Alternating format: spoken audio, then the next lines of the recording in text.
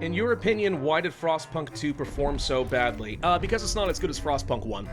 I mean, there are other factors at play, but that's the big one. You have to remember that when Frostpunk 1 came out, it was a very novel concept to have a dark, narrative-driven survival city builder, and it executed on it so beautifully. Like, 10 out of 10 experience. It's one of my favorite games to this day. Frostpunk 2 tried to build upon that rather than just kind of go in parallel with the first game or negate the events of the first game, and the result is a scale that made sense, but it lost a lot of the intimacy that made the first game so gosh dang good. That doesn't mean it was a bad game by any stretch. I actually think it's a very good game. A lot of the mechanics that made Frostpunk 1 so good are still there.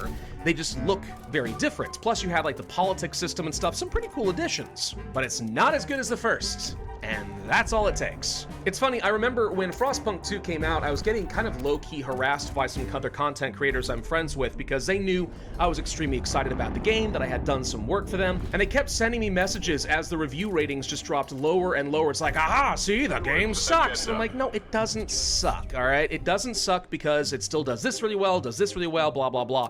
And like, well, it's not as good as the first game. And I'm like, no, I agree, it's not. It falls short on A, B, C, etc.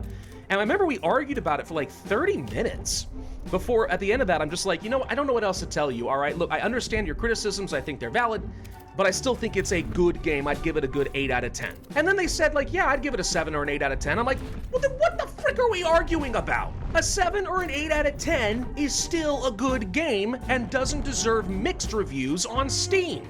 At the very least, it should be positive or very positive. Not overwhelmingly positive, I agree on that one, but it should still be good. But at the end of the day, a lot of people are just dropping a dislike because it doesn't still capture the same feeling you had from Frostpunk 1, and they're showing their displeasure that they didn't enjoy it as much.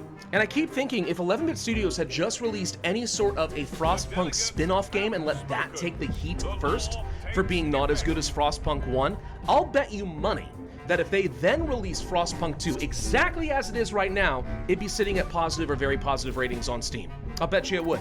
I know that sounds weird, but I'll bet you it would.